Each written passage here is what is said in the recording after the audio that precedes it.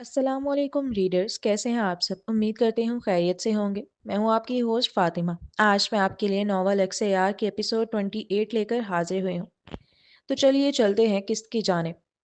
ملازمہ کمرے میں داخل ہوئی تو وہاں کا منظر دیکھ لمحہ بھر کے لیے اس کی آنکھیں حیرت سے پھیلیں۔ دلہن اپنا لہنگا سنبھالے کبھی ادھر بھاگ رہی تھی، کبھی ادھر بھاگ رہی تھی۔ اس کی میک اپ آرٹسٹ اس کے پیچھے پیچھے نظر آتی۔ دولہا آئینے کے سامنے کھڑا اپنا کوٹ زیب تن کر رہا تھا، ساتھ ساتھ آوازیں بھی لگاتا جا رہا تھا۔ لومینا یہ لا دو، لومینا وہ لا دو، لومینا میرا یہ کہاں رکھا ہے۔ جتنا افراتفری کا ماحول تھا اتنا ہی خوبصورت بھی، کہ ملازمین نے یہ منظر پہلے کبھی نہیں دیکھا تھا۔ کوئی کہہ سکتا ہے اس منظر کو دیکھ کر کہ اس لڑکی کی زبردستی کی شادی ہے، اسے اٹھا کے لایا گیا ہے یہاں؟ الٹا ایسا لگ رہا تھا وہ ملکہ ہے اس گھر کی۔ اسی کے کہنے پر گھر کے سارے ملازمین دوڑ رہے تھے آج۔ یہ والی ٹائی ہے میری؟ وہ بیڈ پر رکھی دو تین ٹائی میں سے ایک اٹھاتے ہوئے پوچھنے لگا۔ نہیں، وہ برابر والی ہے۔ وہ ٹائی پہننے لگا۔ ساتھ ہی اس کی نظر طیبہ پر گئی تھی، جس کی ہیئر سٹائلسٹ اس کے بالوں کو نیچے سے رولز کر رہی تھی۔ بال کھلے چھوڑ دو نا، یہ عجیب سے کیوں بنا رہی ہو؟ بے اختیار ہی اس نے منہ بسور کر کہا۔ سر، اس سے لک مکمل ہوگا ولیمے کی برائڈ کا، اور کافی ایلیگنٹ لک آئے گا۔ ہیئر سٹائلسٹ فوراً بولی۔ تم چھوڑ دو نا اسے، اس کا کام کرنے دو۔ طیبہ دو بدو شاری کو دیکھ گویا ہوئی تھی۔ انداز تھوڑا چڑچڑا سا تھا۔ نہیں، میری بیوی کے بالوں سے چھیڑ چھاڑ مت کرو، جیسے ہیں ویسے رہنے دو، ایسے ہی بہت پیارے ہیں۔ سر، ابھی پہلے دیکھیں تو صحیح، دیکھیں میں یہاں آگے سے آڑا پف بناؤں گی بیک کامنگ کر کے، اور پیچھے سے بالوں کو رولز کروں گی، اور یہاں کٹ فلاور لگائیں گے سائڈ میں۔ آپ دیکھیے گا بہت ایلیگنٹ لک آئے گا برائڈ کا۔ وہ اسٹائلسٹ اب شارق کو قائل کرنے کی کوشش کر رہی تھی۔ اور اس پف کے لیے تم اس کے بالوں کو الجھاؤ گے، پھر اس میں اسپرے مارو گے، ڈیمیج ہو جائیں گے میری بیوی کے بال۔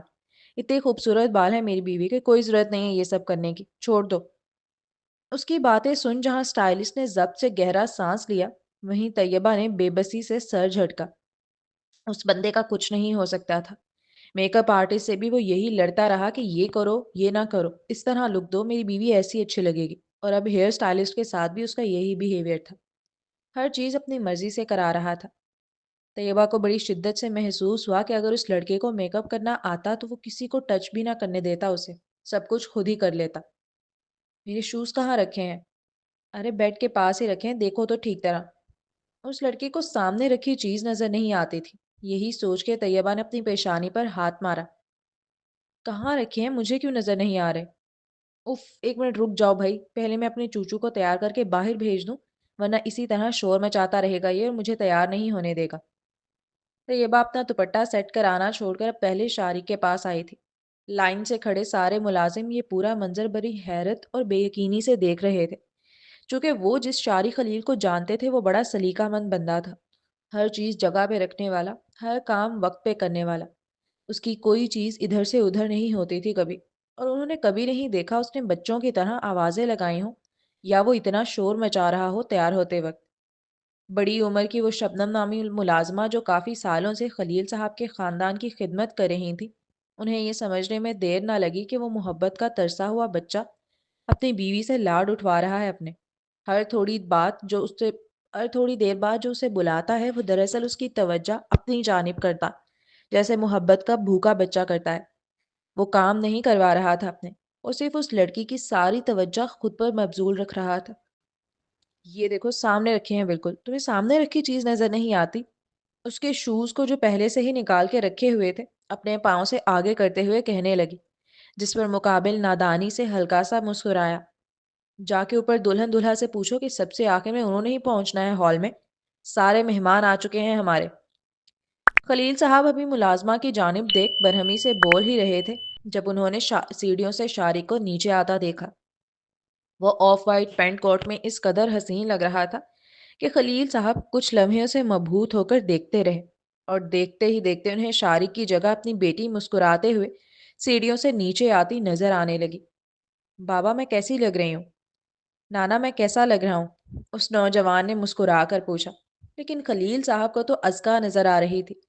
وہ ایک قدم پیچھے ہٹے، ان کی آنکھوں میں نمی تھی۔ ان کی اکلوتی بیٹی تھی ازکا۔ جیسے ہر باپ کے ہزاروں ارمان ہوتے ہیں اپنی بیٹی کو بیاہنے کے، اس کی ڈولی سے جانے کے، اسے لال شرارے میں ملبوس دیکھنے کے، اسے اپنے ہاتھ سے گاڑی میں بٹھا کر ودا کرنے کے، اس کے بچوں کو گود میں اٹھانے کے۔ ان کے بھی تھے، لیکن اس گھر نے اور ان کی آنکھوں نے کبھی وہ حقیقت ہوتے دیکھے ہی نہیں۔ انہوں نے اپنی بیٹی کو دلہن کے لبادے میں نہیں دیکھا۔ اس گھر نے کبھی اس خوشی کو نہیں دیکھا کہ شامیانے کیسے ہوتے ہیں۔ اس گھر کی در و دیواریں کیا جانے کہ جب کوئی خوشی دل سے ملتی ہے، جب کوئی خوش دلی سے ملتا ہے تو وہ کیسا دکھتا ہے۔ خلیل صاحب کے گھر میں تو صرف سوگ ہوا تھا، پہلے بیٹی کے بھاگنے کا، پھر بیوی کے مر جانے کا، پھر بیٹی کے مرنے کا، پھر نواسے کے جیل میں ہونے کا۔ انہوں نے نہیں دیکھی تھی یہ خوشیاں کبھی۔ ان کے ہونٹوں پر کپ کپاہٹ آئی۔ شارق دیکھ سکتا تھا کہ وہ ایک قدم پیچھے ہٹے ہیں اس سے، اور اسے یہ عجیب لگا۔ جلدی باہر آ جاؤ۔ انہوں نے گلے نہیں لگایا اسے آج، بلکہ مڑ کر چل دیے۔ ان کی آواز میں لرزش تھی جب انہوں نے جملہ ادا کیا، جو وہ پیچھے کھڑا لڑکا محسوس کر سکتا تھا۔ اب چلتے ہیں اگلے سے ان کی جانب۔ وہ دونوں ایک ساتھ اس قدر خوبصورت لگ رہے تھے، نگاہیں خود بخود ان پر ٹھہر جاتی تھیں۔ وقار اور دلکشی کا حسین امتزاج، جیسے پورا حال انہی کے گرد سمٹ آیا ہو۔ یہ شارق خلیل کا ولیمہ تھا۔ شہر کے معززین، نامور شخصیات اور اعلیٰ طبقے کے مہمان موجود تھے، اور ہر طرف سے ستائشی نظریں ان دونوں کا تعاقب کر رہی تھیں۔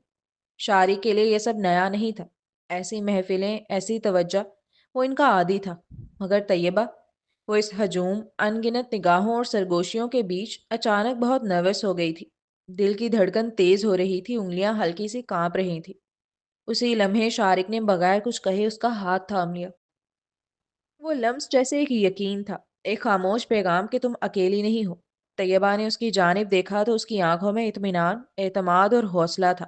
اسے خبر بھی نہ ہوئی، اور اس ایک لمس نے اس کی گھبراہٹ کو آہستہ آہستہ سکون میں بدل دیا۔ تھوڑا سا قریب آ جائیں جی، ایسے اب ایک دوسرے کی طرف دیکھیں۔ کیمرہ مین بار بار ہدایات دے رہا تھا۔ شارق نے ہلکی سی مسکراہٹ کے ساتھ رخ موڑا۔ طیبہ نے جیسے ہی اس کی آنکھوں میں دیکھا، اچانک نہ جانے کیا ہوا، وہ خود پر قابو نہ رکھ سکی اور زور سے ہنس پڑی۔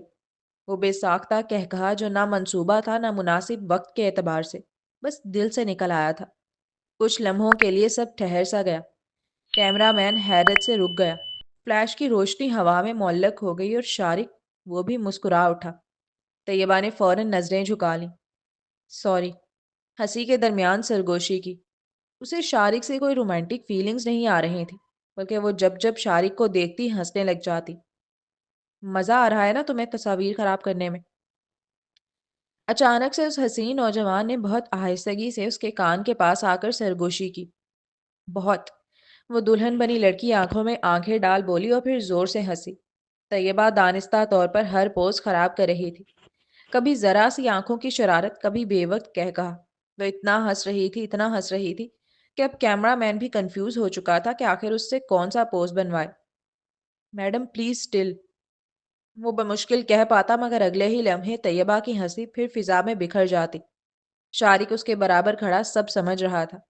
وہ جانتا تھا یہ ہنسی معصوم نہیں، یہ جان بوجھ کر تھی۔ طیبہ جانتی تھی کہ فی الحال وہ اس سے کوئی بڑا بدلہ نہیں لے سکتی، جب تک کوئی ٹھوس ثبوت ہاتھ نہ آ جاتا۔ ہاتھ باندھے رہنا ہی مجبوری تھا اس کی، لیکن اگر اپنے چھوٹے سے عمل سے وہ مقابل کا خون جلا سکتی تھی تو کیوں نہ جلائے؟ اور وہ جلا رہی تھی۔ وہ ہنستی تھی جان بوجھ کر، اور وہ دیکھ سکتی تھی شارق کے جبڑوں میں تناؤ، آنکھوں کی گہرائی میں ابھرتی ہوئی ایک چبھن۔ وہ خاموش جل رہا تھا۔ طیبہ ہنستے ہنستے خوب جانتی تھی کہ کچھ جنگیں مسکراہٹ سے بھی جیتی جاتی ہیں۔ ابھی وہ اسے تپانے کے لیے ہنس ہی رہی تھی جب مقابل نے اچانک ہی اس کی کمر کے گرد اپنا ہاتھ حائل کیا اور جھٹکے سے اسے اپنے قریب کیا۔ ہزاروں لوگوں کے سامنے جب اس نے یہ عمل کیا تو طیبہ کی ہنسی کو از خود بریک لگا۔ اگلے پل وہ اپنا چہرہ اس کے کانوں کی لو کے پاس جھکا گیا۔ اگر تم نے میرے ساتھ اب ٹھیک طرح پوز نہیں بنوائے نا لومینا، تو میں سب کے سامنے تمہیں کس کر لوں گا، اور پھر ہمارے ولیمے کی تصاویر صرف البم تک محدود نہیں رہیں گی، پوری دنیا میں نیوز بن کر وائرل ہوں گی۔ سوچ لو۔ اس کے لہجے میں شرارت تھی، مگر سخت وارننگ بھی۔ اس نے اپنا چہرہ اب تھوڑا سا اس سے دور کیا۔ طیبہ اسے گھبراہٹ کے ساتھ دیکھ رہی تھی۔ اس معصوم کی آنکھوں میں ڈر اتر آیا تھا، جبکہ مقابل کی نیلی آنکھیں چیلنج دیتی معلوم ہوئی۔ تم ایسا نہیں کر سکتے، معصومیت سے کہا۔ اور میں کیوں نہیں کر سکتا؟ حق حلال کی بیوی ہو میری۔ مقابل آنکھوں میں شوخی لیے خاصا جتاتے ہوئے گویا ہوا۔ तुम मुझे डराने के लिए कह रहे हो सिर्फ। डबडबाई आंखों से देखते हुए कहने लगी वो मासूम सी लड़की। आजमा के देख लो। माना उसने बड़े प्यार से कहा था, लेकिन आंखों में चैलेंज नुमाया था। तैयबा जान गई थी ये धमकी नहीं, वादा था। उस लड़की के गले में एक गिल्टी उभर कर मालूम हुई, जबकि मुकाबिल बहुत हौले से उसके बालों को कान के पीछे करने लगा। उसकी उंगलियों के लम्स पर वो जैसे करंट खाकर लर्जी। और उसी लम्हे कैमरामैन ने तस्वीर बना ली, ऐसे ही परफेक्ट। शारिक ने अगले पल अपनी पेशानी उसकी पेशानी से लगा दी, जिस पर तैयबा आंखें मूंद गई। और वो लम्हा इतना खूबसूरत था देखने में कि लोग निगाहें नहीं हटा पा रहे थे। उस खूबसूरत पल को कैमरामैन ने भी फौरन कैद किया। ऊपर देखो, बस इतना। हाँ, सर ऐसे ही रखना। कैमरामैन तैयबा के अलग से पोज बनाना चाह रहा था, जिसकी शारिक ने उसे कहाँ इजाजत देनी थी। उसका बस चलता तो वो मेकअप आर्टिस्ट को भी अपनी बीवी के करीब ना आने देता। ये तो फिर कैमरामैन था। उसके हाथ से कैमरा लेकर खुद ही फोटोग्राफर बन बैठा था वो। तैयबा के पोज बनवाते वक्त उस लड़के की आंखों की सताइश ही अलग थी। उस लड़के की खुशी और दीवानापन देखकर गुमान हो रहा था लोगों को, जैसे दुनिया की सबसे हसीन औरत उसे ही मिल गई हो। दुनिया गवाह बन रही थी वो कैसे फिदा हो रहा था अपनी बीवी पर, मगर साथ हैरान भी, क्योंकि लोग भूले नहीं थे कि ये वही लड़की है जिसे ड्रंक एंड ड्राइव केस में 5 साल की जेल हुई थी। ये वही लड़की है जिसे शारी खलील ने खुद जेल में डलवाया था अपनी मंगेतर की खातिर। अब अगला सीन। हॉल से निकलने के बाद उनकी गाड़ी अभी थोड़ी आगे चली थी, जब तैयबा की नज़र तासीर की गाड़ी पर गई, जो हॉल के करीब ही खड़ी थी। वो देख सकती थी उसे। कहने को वो एक दो लम्हे का मंजर था, गाड़ी अपनी रफ्तार से रवां दवां थी। लेकिन वो एक लम्हा भी जैसे तैयबा के दिल को मुट्ठी में भेंच गया। और उस लम्हे जब वो तासीर को अपने निगाहों में भर रही थी और अपने दिल को शदीद अजियत में मुब्तला पा रही थी, तो अचानक उसके कंधे पर एक सर आया। शुक्रिया लुमीना, मेरी जिंदगी में आने के लिए, तैयबा ने उसे मशकूर लहजे में कहते सुना, जबकि उसकी आंखों से आंसू बहने लगे। इस इंतकाम के चक्कर में वो अपनी बचपन की मोहब्बत छोड़ आई थी। मुझे लगा था मैं जैसे ही तुम्हारे कंधे पे सर रखूंगा तुम झटक दोगी। मुझे यकीन नहीं आ रहा तुमने नहीं झटका। वो हैरान था कि वो उसका सर नहीं झटक रही, वरना गुमान तो यही था कि जैसे ही सर रखेगा वो झटक देगी। और हैरत इतनी ज्यादा थी कि इस बात का वो जिक्र किए बगैर ना रह सका। साथ ही उसके चेहरे पर बड़ी प्यारी सी मुस्कुराहट आई थी। वलीमे की दुल्हन अक्सर बहुत बोलती हैं और पूरे रास्ते वही बोलती हुई जाती हैं, और दूल्हा खामोशी से सुनता और मुस्कुराता है। मगर उस गाड़ी में हिसाब उल्टा था। दूल्हा मुसलसल बोलते हुए जा रहा था और दुल्हन खामोशी से सुन रही थी। अब अगला सीन। मैं बता दूंगा सर को कि तुम उन्हें धोखा दे रहे हो। तुमने उन्हें ये भी नहीं बताया कि तैयबा मैम अपने साबका शौहर के साथ काम कर रही थी। तुमने उनसे ये भी छुपाया कि उस दिन दामिल खान के बंदे उन्हें उठा कर ले गए थे। तुम कुछ ना कुछ खिचड़ी बना रहे हो, तुम झूठ बोल रहे हो सर से मुसलसल। वो यूं ही स्विमिंग पूल की तरफ आई थी जब साइड से आने वाली आवाज ने अचानक उसकी तवज्जो अपनी जानिब मबजूल की। क्योंकि खामोशी का आलम था, इसलिए वो आवाज उसे काफी क्लियर सुनाई दी थी। आखिर ये बात करने वाला है कौन, और कौन शारी को धोखा दे रहा है? ये तजस्सुस उसके कदमों को आवाज की सिमत ले चला था। चुप, एकदम चुप। वो आवाजें गार्डन के पास से आ रही थीं। अभी वो आवाजों का पीछा करते हुए आगे बढ़ रही थी, जब झाड़ियों के दूसरी तरफ उसने एक दिल दहला देने वाला मंजर देखा। उस ब्लैक पेंट कोट पहने नौजवान ने शारिक के ड्राइवर पर गोली चला दी। माना आवाज पैदा नहीं हुई थी गन चलने की, लेकिन उस ड्राइवर की आंखों की पतलियों को तैयबा ने हैरत से बाहर उबलते देखा। और अगले पल उसे जमीन पर गिरते। उसकी बॉडी से खून निकल रहा था। वो लम्हा जैसे तैयबा की सांस रोक गया। उसकी रूह तक काम गई थी, पाँव से जान निकली। वो बेख्तियार चीखने लगी थी, मगर फौरन ही अपने मुंह पर हाथ रखकर आवाज दबाई, इस खौफ से कि कहीं वो उसे भी ना मार दे। उस शख्स की पीठ थी तैयबा की जानिब, इसलिए वो चेहरा ना देख सकी थी उस शख्स का अब तक। अभी वो ड्राइवर तड़प ही रहा था जब तैयबा ने देखा कि दो लड़के आकर उस ड्राइवर को के तड़पते हुए जिस्म को उठा के ले जा रहे हैं। यकीनन वो अभी जिंदा था। अगर मेडिकल ट्रीटमेंट मिल जाए तो शायद उसे बचाया जा सकता था। वो लड़के जो उस ड्राइवर को उठाने आए थे, तैयबा को उन्हें पहचानने में देर ना लगी। वो शारिक के गार्ड्स थे जो हर वक्त शारिक के साथ रहते थे। इसे जाकर समंदर में फेंक दो, लाश भी नहीं मिलनी चाहिए इसकी। उस शख्स के हुक्म सादिर करते ही तैयबा के कान खड़े हुए। ये आवाज, वो उस आवाज को पहचानती थी। हाशिम। तैयबा के मुंह से बेख्तियार नाम निकला। और उसी लम्हे तैयबा का मोबाइल रिंग हुआ। बस मोबाइल का रिंग होना था कि वहां मौजूद हर शख्स के कान खड़े हुए। ساتھ ہی ہاشم نے مڑ کر دیکھا۔ ان سب نے اپنی گنیں تان لی تھی اور ادھر ادھر نظر دوڑانے لگے۔ انہیں یہ جاننے میں زیادہ دیر نہ لگی کہ آواز جھاڑیوں کے پیچھے سے آ رہی ہے، جبکہ طیبہ کی جان نکلی تھی۔ اس نے فوراً کال ڈسکنیکٹ کی بغیر یہ دیکھے کہ کال کس کی ہے، مگر تب تک دیر ہو چکی تھی۔ وہ لوگ اس کی وہاں موجودگی سے آشنا ہو چکے تھے۔ طیبہ میم، آپ بھی یہاں ہیں؟ وہ خباثت سے مسکرا کر بولا۔ اس کے لہجے میں شدید حیرانگی بھی ظاہر تھی، جیسے توقع نہ تھی اتنی جلدی اس لڑکی کے اپنے راز تک پہنچ جانے کی۔ صرف موبائل کے رنگ ٹیون سے وہ پہچانا تھا کہ طیبہ ہے جھاڑیوں کے پیچھے۔ چونکہ طیبہ کے سیل میں جو رنگ ٹیون تھی بالکل وہی شارق کے پاس جو دوسرا موبائل تھا طیبہ کا دیا ہوا، اس میں لگی ہوئی تھی، اور وہ اکثر اس رنگ ٹیون کو سنتا رہتا تھا۔ وہ ایک ایک قدم چلتا ہوا ہاتھ میں گن لیے جھاڑیوں کی طرف آنے لگا، جبکہ طیبہ کی روح فنا ہوئی تھی۔ وہ اپنی جان بچانے کے لیے تیزی سے بھاگی۔ وہ گارڈن سے بھاگتی ہوئی واپس سوئمنگ پول کے ایریا میں پہنچی تھی۔ اس کا سانس پھول رہا تھا۔ وہ جب اپنے کمرے سے رات کے 12 بجے کے قریب نکلی تھی تو اس نے دیکھا تھا کہ پورا گھر خالی ہے اور بالکل خاموشی کا عالم ہے۔ سارے ملازمین سرونٹ کوارٹر میں جا چکے تھے۔ وہ پرسکون انداز میں سوئمنگ پول کی طرف آ گئی تھی چلتے چلتے۔ اب جب وہ بھاگ رہی تھی تو اسے سمجھ نہیں آ رہا تھا وہ جائے کہاں، کدھر چھپے۔ اس وقت تو شارق بھی گھر میں موجود نہ تھا جو اس کی حفاظت کرتا، اور خلیل صاحب بھی ولیمے کے بعد سے دوبارہ لوٹے نہیں تھے۔ اس نے دیکھا تھا کہ شارق کے گارڈز ملے ہوئے ہیں ہاشم کے ساتھ۔ اس کا مطلب گھر کے ملازمین پر وہ اعتبار نہیں کر سکتی تھی اس معاملے میں۔ یہی سوچتے ہوئے وہ بس بھاگے چلی جا رہی تھی۔ ایسا لگ رہا تھا ہاشم نہیں، اس کی موت ہے جو اس وقت اس کے پیچھے آ رہی ہے۔ جب دامل صاحب نے یہ بات بتائی تھی کہ انہیں لگتا ہے کہ کوئی شارق کا قریبی اسے دھوکہ دے رہا ہے، تب اس کے گمان میں بھی نہیں گزرا تھا کہ وہ ہاشم نکل سکتا ہے۔ وہ 15 دن سے اس مینشن میں رہ رہی تھی، اور اس نے شارق کو بڑا اندھا اعتبار کرتے دیکھا تھا ہاشم پر۔ بھاگنے کے دوران اس کا سیل مسلسل رنگ ہو رہا تھا۔ وہ اتنا گھبرائی ہوئی تھی کہ اسے کچھ سمجھ نہیں آ رہا تھا اس لمحے۔ اس نے کال پک نہ کی بلکہ بھاگتے ہوئے اپنے کمرے کا رخ کیا۔ اپنی زندگی اسے صرف اپنی رفتار پر منحصر لگ رہی تھی۔ یہ خوف کہ وہ پکڑ کر مار دے گا سہانے روح تھا۔ وہ اس طرح ہاشم کے ہاتھوں نہیں مرنا چاہتی تھی۔ بس کریں، مجھ سے کیوں بھاگ رہی ہیں آپ؟ ابھی وہ بھاگتے بھاگتے اپنے کمرے میں داخل ہونے ہی لگی تھی جب اچانک ہاشم کی گرفت میں اس کی نازک کلائی آئی، اور اس نے اس کی کلائی کو پکڑ کر اسے دیوار سے لگا دیا۔ اور اگلے ہی پل طیبہ کی کنپٹی پر وہ اپنی گن لگا کر کھڑا بڑی نرمی سے انجان لہجے میں استفسار کر رہا تھا۔ گن کنپٹی پر لگتے ہی طیبہ کی آنکھوں میں خوف ابھرا، جبکہ مقابل اس کی پھولی سانسیں، پیشانی پر آتا پسینہ اور ہونٹوں پر کپکپاہٹ دیکھ مسکرایا۔ میں کسی کو کچھ نہیں بتاؤں گی، وہ معصومانہ لہجے میں تیزی سے بولی۔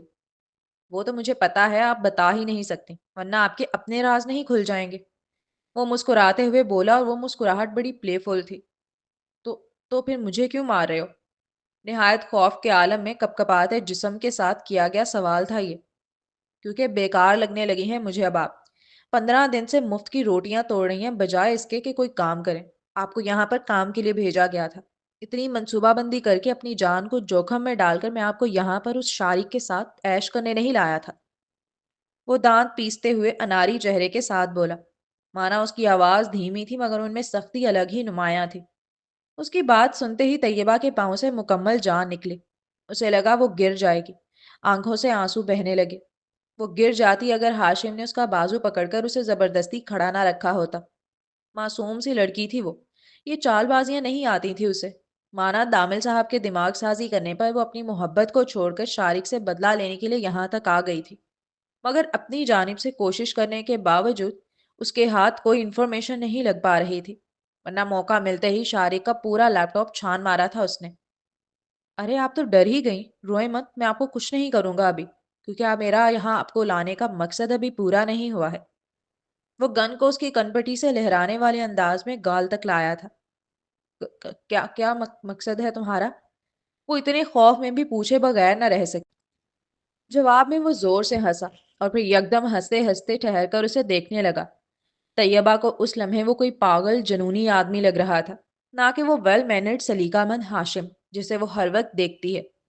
میرا مقصد جاننا آپ کا کام نہیں ہے، آپ اپنا کام کریں۔ شاری خلیل کی انفارمیشن نکالیں اور دامل تک پہنچائیں، اور میرے بارے میں دامل کے کانوں تک کوئی بھنک نہیں پہنچنی چاہیے۔ اگر کسی کو بھی یہ پتا چلا کہ بیچ میں آپ کی مدد کر رہا ہوں تو یہ یقین کریں وہ زندگی کا آخری دن ہوگا آپ کے تاثیر کی۔ وہ چاہتا تو ڈائریکٹ اسے دھمکی دیتا مارنے کی، مگر اس نے تاثیر کو نشانہ بنایا، کیونکہ جانتا ہے ایک وقت وہ اپنی جان خطرے میں ڈال سکتی ہے، مگر تاثیر کی نہیں۔ یہ کام مجھ سے ہی کیوں کروانا ہے، جبکہ مجھ سے زیادہ تم آسانی سے اس کی ساری انفارمیشن نکال کر دامل انکل تک پہنچا سکتے ہو۔ ہاں، وہ بہت خوفزدہ ہو گئی تھی، لیکن اس کے باوجود اپنے جسم میں بڑی طاقت جمع کرتے وہ پوچھ اٹھی، آپ کیوں اپنے چھوٹے سے دماغ پر اتنا زور ڈال رہی ہیں؟ آپ صرف اپنے مقصد پر دھیان دیں۔ ہاشم نے خاصا گمبھیر لہجے میں اسے گھورتے ہوئے کہا، ساتھ ہی یہ یاد رکھیں کہ جو آپ کو اس گھر میں لا سکتا ہے نا، وہ آپ کو اوپر بھی پہنچا سکتا ہے۔ اس نے مسکراتے ہوئے کھلے الفاظوں میں دھمکی دی، چلیں شاباش، اب اپنے دماغ کو فلیش ماریں۔ نہ آپ نے کچھ دیکھا نہ آپ نے کچھ سنا۔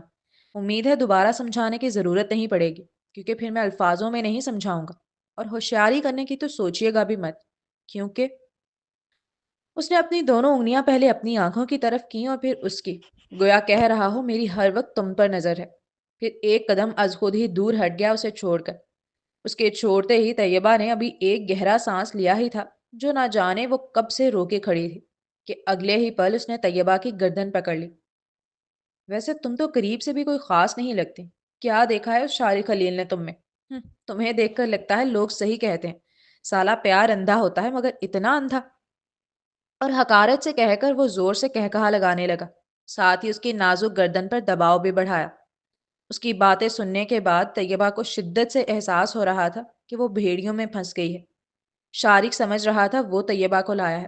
دامل صاحب خوش فہم تھے کہ انہوں نے منصوبہ بندی کر کے اسے شارق کی زندگی میں پہنچایا ہے، جبکہ طیبہ کو اب سمجھ آ رہا تھا کہ اصل بساط بچھانے والا وہ رازدان کھیل، وہ چالاک منصوبہ باز سامنے کھڑا تھا، وہ ہاشم تھا جو اسے یہاں تک لایا ہے۔ وہ اپنے دونوں ہاتھوں سے ہاشم کا ہاتھ اپنی گردن سے ہٹانے کی کوشش کر رہی تھی، مگر وہ جنونی آدمی پاگلوں کی طرح ہنسے چلے جا رہا تھا۔ اس کی پکڑ اتنی مضبوط تھی کہ وہ اپنے دونوں ہاتھوں سے کوشش کرنے کے باوجود گردن سے اس کا ہاتھ ہٹا نہیں پا رہی تھی۔ ہر گزرتے لمحے کے ساتھ آکسیجن کی کمی محسوس ہو رہی تھی۔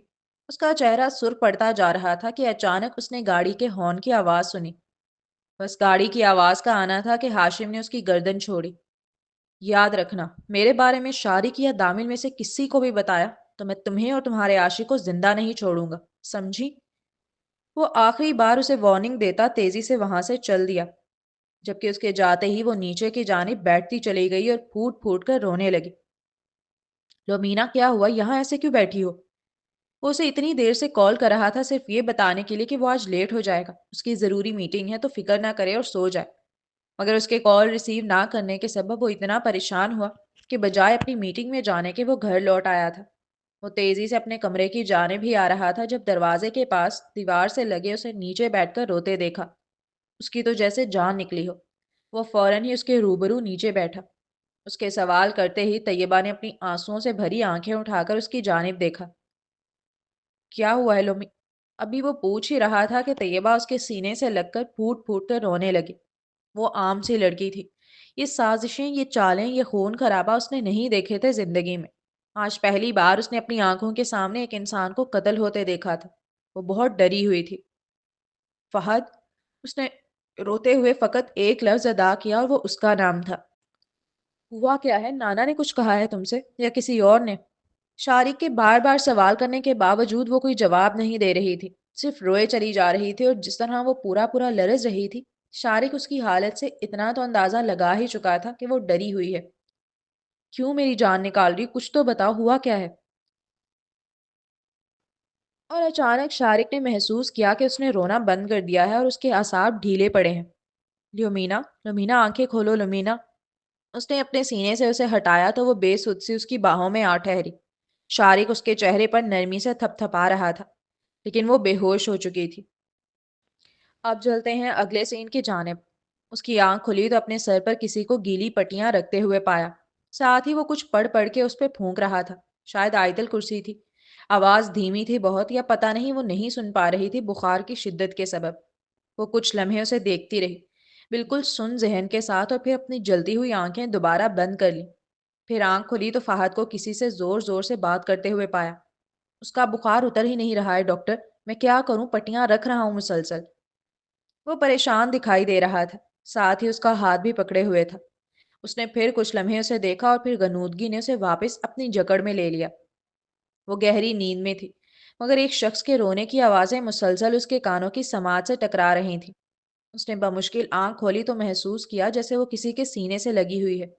وہ 2 3 لمحے بھی آنکھ کھلی نہیں رکھ سکی تھی اور پھر اس پہ غنودگی طاری ہوئی۔ اس کے حلق میں کانٹے پڑ رہے تھے۔ وہ نیند میں پانی پانی کی صدا لگانے لگی۔ لگ رہا تھا جیسے صدیوں کی پیاسی ہو۔ اپنے ہونٹ بھی اسے خشک محسوس ہو رہے تھے پانی کی طلب میں۔ اچانک اس نے محسوس کیا کہ کسی نے اس کے لبوں سے پانی لگایا ہے۔ ایک گھونٹ پینے کے بعد اس نے بڑی مشکل سے آنکھ کھولی۔ اس کی آنکھیں ابھی بھی جل رہی تھیں اور تب اس نے بڑے حسین لڑکے کو دیکھا۔ اس کی نیلی آنکھیں نمی بھری تھیں۔ وہ اسے ہی دیکھ رہا تھا، بڑی محبت سے، بڑی الفت سے، بڑا انتظار لیے۔ وہ کچھ ثانیوں تک بھاری پلکوں کے ساتھ اسے تکتی رہی، یہاں تک کہ اس کی آنکھیں دوبارہ بند ہو گئیں۔ جاری ہے۔ تو جی جناب، یہ تھی آج کی شاکنگ ایپیسوڈ۔ خیر اندازہ تو ہمیں پہلے ہی تھا کہ ہاشم ہی ہو سکتا ہے، لیکن وہ اتنا کمینہ، اس لیول کا کمینہ ہو سکتا ہے کہ اس نے اس بیچارے ڈرائیور کو مار دیا، اور پتہ نہیں اس نے کس کس کو مارا ہوگا۔ کیسا خپتی پاگل سا ہے یہ۔ تو مطلب اصل ولن یہ ہے، پاسٹ میں جو ولن تھے وہ تو تھے ہی، اور اب یہ پریزنٹ کا ولن صرف یہی ہے، کمینہ انسان۔ مجھے اتنا غصہ آ رہا ہے، میں بتا نہیں سکتی، مجھے اتنا برا لگ رہا ہے۔ آئی ہوپ کہ طیبہ کسی نہ کسی کو تو بتا دینا، کسی نہ کسی کو تو بتا دے۔ شارق کو تو وہ نہیں بتائے گی، اوبویسلی وہ نہیں بتائے گی، لیکن ایٹ لیسٹ کسی کو بتا دے، تاثیر کو بتا دے، یا کسی کو بھی بتائے بھائی۔ مجھے وہ وہ لائنس پڑھ کے مجھے اتنا ڈر لگ رہا تھا، مجھے چلز فیل ہو رہے تھے کہ یہ کتنا پاگل انسان ہے۔ بس جلدی سے اس کا اینڈ ہو، اس کتے کا۔ آئی ایم سوری، گندی لینگویج یوز کر لی، لیکن بہت برا لگ رہا ہے مجھے مطلب میں نے سوچا تھا کہ وہی ہوگا، لیکن مجھے یہ تھا کہ شاید وہ اس کی وجہ سے کر رہا ہوگا، آمنہ کی وجہ سے، لیکن وہ تو پاگل لگتا ہے ویسے ہی، سائیکو لگتا ہے مجھے تو وہ۔ پتہ نہیں کیا وجہ ہے، وہ پتہ چلے پاسٹ میں سے کسی ولن کا بیٹا ہی ہو وہ، کوئی پتہ نہیں، ہو سکتا ہے کوئی نہ کوئی کنیکشن ہو اس کا۔